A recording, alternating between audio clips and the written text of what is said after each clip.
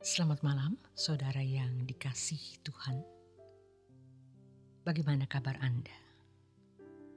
Semua bisa kita lewati dalam masalah kita menghadapi kehidupan ini.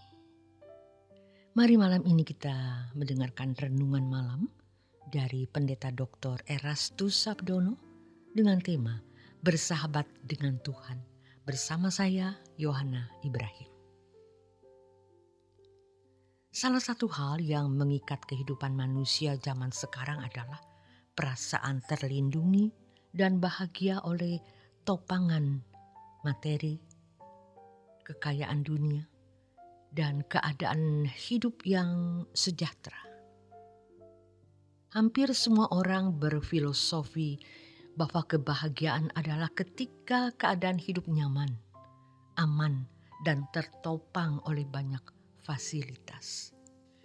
Orang-orang seperti ini merasa terlindungi dan menikmati kebahagiaan jika memiliki fasilitas hidup dan topangan uang yang cukup. Itulah sebabnya bagi banyak orang kemiskinan menjadi hantu yang menakutkan.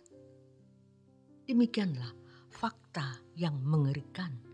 Hampir semua orang lebih takut miskin daripada takut akan Allah. Mereka lebih takut tidak memiliki fasilitas dunia daripada masuk neraka. Mereka menganggap kekekalan adalah hal yang sepele. Padahal api kekal atau terpisah dari Allah adalah kengerian yang tidak terbayangkan. Orang yang tidak cukup memiliki materi dalam hati kecilnya merasa ada kegagalan. Mereka merasa hidupnya tidak lengkap, tidak utuh, atau lebih rentan terhadap berbagai ancaman. Dengan demikian, segala usaha yang dilakukan manusia pada umumnya adalah bagaimana meraih kekayaan sebanyak-banyaknya. Cara berpikir seperti ini telah mempengaruhi semua manusia, termasuk orang Kristen. Sehingga akhirnya perasaan terlindungi dan menikmati kebahagiaan oleh topangan materi menjadi gaya hidup hampir semua manusia. Sejatinya, perasaan terlindungi dan merasa bahagia oleh topangan materi akan terbukti sekedar fantasi pada waktu ada perang, keadaan kacau karena teror atau huru-hara, bencana alam, pandemi, dan lainnya. Sebagai contoh, ketika kita ada di atas 40.000 kaki dari permukaan laut, lalu pesawat mengalami goncangan, maka secanggih apapun peralatan elektronik pesawat tidak dapat mengalahkan cuaca yang sedang bergolak. Suasana ini sangat menakutkan. Seakan seluruh uang dan kekayaan yang dimiliki seseorang sehingga ia memiliki kekuatan berkata, "Ini bukan kawasan kami lagi." Baru pada waktu seperti itu, orang menyadari bahwa kekuatan materi terbatas. Juga pada waktu dokter menyatakan bahwa tidak ada lagi obat atau peralatan medis apapun yang dapat menyembuhkan suatu penyakit, barulah ia menyadari betapa tidak berdayanya manusia. Menghadapi bencana, manusia baru sadar betapa rapuh dirinya dengan sekuat apapun topangan materi yang dimiliki. Banyak orang tidak menempatkan diri dalam posisi krisis bahwa pada suatu saat mereka pasti ada di pembaringan terakhir. Ini adalah keadaan yang paling kritis dan krisis dalam sejarah kehidupan manusia. Sebab dalam keadaan di ujung maut tersebut, tidak ada seorang atau apapun yang bisa menemani. Ini keadaan yang paling mengerikan, yaitu ketika seseorang ada di akhir sejarah hidupnya. Terkait dengan hal ini, Tuhan Yesus berkata dalam Lukas 16 ayat yang ke-9, "Dan aku berkata kepadamu, ikatlah persahabatan dengan mempergunakan mamon yang tidak jujur, supaya jika mamon itu tidak dapat menolong lagi, kamu diterima di dalam kemah abadi."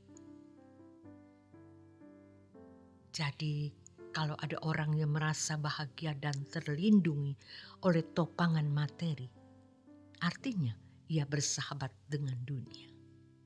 Hal ini tidak berarti bahwa kita tidak boleh memiliki harta, tabungan, rumah, atau hal material lainnya. Namun, ikatlah persahabatan dengan Tuhan dengan mempergunakan mamon atau harta benda dan materi. Bukan bersahabat dengan dunia mempergunakan Tuhan. Bersahabat dengan Tuhan adalah keadaan ketika kita memandang tidak ada persoalan apapun kecuali berkenan kepadanya. Tidak boleh ada masalah yang lebih besar dari masalah berkenan di hadapan Tuhan. Sebab jika kita menganggap ada masalah besar, tentu kita mutlak mengusahakan jalan keluarnya. Ketika seseorang berfokus pada masalah secara berlebihan, ini berarti ia memberhalakan masalahnya.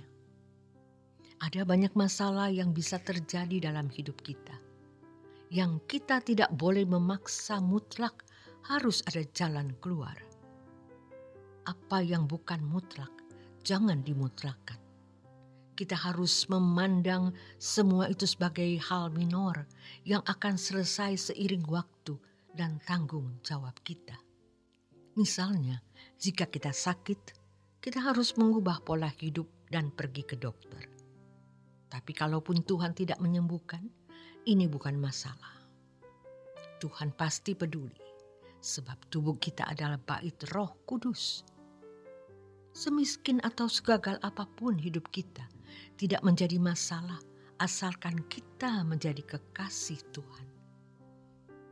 Sebaliknya, sehebat apapun tidak ada artinya kalau pada akhirnya Tuhan berkata, "Aku tidak mengenal kamu." Harus selalu kita ingat bahwa kegagalan yang sesungguhnya adalah ketika kita ditolak Tuhan sebagai sahabatnya. Tidak ada kegagalan yang lebih besar dan fatal dari hal ini. Usahakanlah diri kita untuk menjadi sahabat Tuhan sejak hari ini. Bukan menunggu situasi sudah kritis dan tidak ada harapan lagi. Untuk itu, ikuti jejak hidupnya. Bersahabat dengan Tuhan adalah keadaan ketika kita memandang tidak ada persoalan apapun kecuali berkenan kepadanya. Nikmati malam hari ini. Meskipun Anda menghadapi masalah dan persoalan dalam hidup ini, Tuhan Yesus memberkati.